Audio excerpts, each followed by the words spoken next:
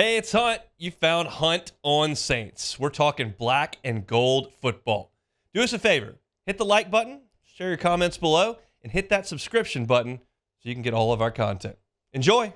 All fairly quiet on the Saints front, but there are a few things to talk about. And to do so, we bring on our guy Luke Johnson from The Advocate. Joins us every Thursday here on the Jim's Firearms Hotline. Luke, how we doing? I'm doing great, man. Thanks for having me on.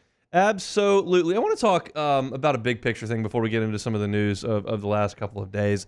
I saw that Derek Carr and Demario Davis had an event last night, faith-based event there in New Orleans, and it got me thinking kind of about leadership and the culture within New Orleans Saints. For so long, kind of Drew Brees was the face of everything, and obviously that's a long time in the rearview mirror now. It seemed like there were, from afar, some cracks in that foundation last year as there was frustration kind of that showed up multiple times. How do you feel about kind of the culture and where things stand with New Orleans as we kind of venture into the offseason? I feel better about it now than I did in like February after the season, when basically everybody within the organization was saying like, "Hey, we have a problem," and it's a problem with accountability. It's a problem with feeling comfortable. They needed to kind of get their grit back. So I feel better about it because they've been intentional about it. A lot of guys have said all the right things this offseason about kind of buy-in from the team, and understanding that they need to get that right. But like I think this is one of those things that you can say all the right things in May and June, and you could be making strides toward it. But like, is it going to click? I mean, I think that remains to be seen. I think Derek Carr, for whatever his perception is outside the building, I think a lot of people in the building really like Derek Carr, and he can be an effective leader on the team. Demario Davis and Tyrann Mathieu and Cam Jordan really hold down the defensive side of things. But I also think a lot of this is going to depend on how they play. I think that's where a lot of the cracks started to show last year, when they didn't play well and guys started to want the ball, and they were calling each other out on social media and blowing up at each other on the field. I mean, that stuff starts to show a lot more when you're playing losing football. If they're playing winning football, it's going to look a lot better. So I'm positively feeling about this right now, but I'm kind of withholding judgment in totality. What was the biggest thing for you in all of that? Was it the yelling on the field between Derek Carr and offensive linemen? Was it Michael Thomas's Twitter? Was it the end of the season with the touchdown against Atlanta and Dennis Allen's press conference? I know it all goes into it, but what was the thing that opened your eye maybe the most? I don't think there was any one thing. I mean, I just think it was all of it. Yeah. And all of that stuff just pointed to the culture being in decline. I mean, for years, when you talk to these guys, guys who signed with the Saints in free agency and guys who found themselves on the team, they would all talk about the culture being a positive part of the organization. And, I think this is it was a team that experienced a lot of success. From that 2017 to 2020 stretch, they won more games than anybody in the NFL. And they kind of rested on it a little bit. And you take the key cog out of there and Drew Brees, who kind of held everything together, and it lessened and it slacked, and you saw it manifest in a number of different ways. And look, they've taken efforts to kind of clean up some of that with their personnel. Yeah, I mean, Michael Thomas is still a free agent, and I still believe there's like a 0% chance he'll be back just because of the way it ended. And they're making it a priority to get this kind of fixed and cleaned up. But again, it's if they go out and lose, 3 out of their first 5, I would totally expect things to look bad again, because winning is a thing that really makes that stuff kind of all come together. I've talked to Hester about this a little bit, and he says that everybody on the team and in the locker room understands that this is a business and that there are going to be players who are going to do the best for themselves financially, at times compromising the team, especially in terms of holdouts, and everyone kind of understands it.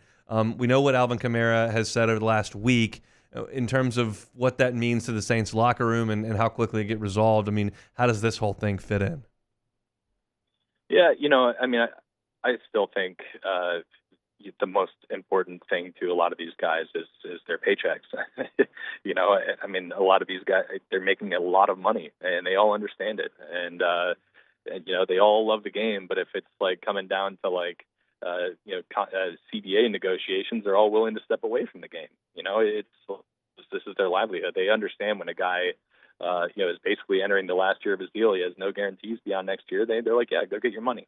But I think that is also coming with the understanding that like they're expecting something to get done, and whether that's an agreement between Kamara and the Saints or an understanding that Kamara is just going to have to play out the last year of his deal and show what he's going to be able to do. And I mean, it's going to be one of those things. But I just think the likelihood of him like sitting out the season is just so small, in my opinion, because if he's really looking for financial security here, I don't know if like sitting out a year after you have 3 straight kind of down seasons where you're about to turn 30 is like the best, financial decision for Alvin Kamara. So I fully expect something's going to get done. I don't think he's going to get traded. I don't think that makes sense for the Saints because like I don't know what his value is as a trade chip right now. And I think guys get it. They understand it as long as he's be there in the long run. Luke Johnson's our guest, Saints beat reporter for The Advocate, with us every Thursday here talking black and gold. Report earlier today that the Saints have signed former brother Martin and Tulane safety Rodrick Martin. What can you tell us about him, how he earned this, and what impact he could have? Yeah, I mean, he showed out in his tryout. I think when you're looking at the new kickoff rule in the NFL, and the potential for that to be like a pretty drastic change in the way in the way the game is played and the way the roster is constructed. I mean, I think it makes a lot of sense to find a guy with a lot of special teams experience who can help you in that.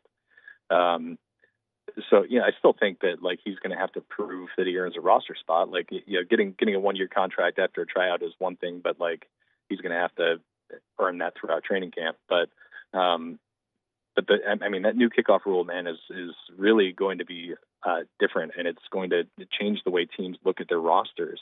And I think it's only going to be beneficial to teams that have a number of standout special teams guys on their club.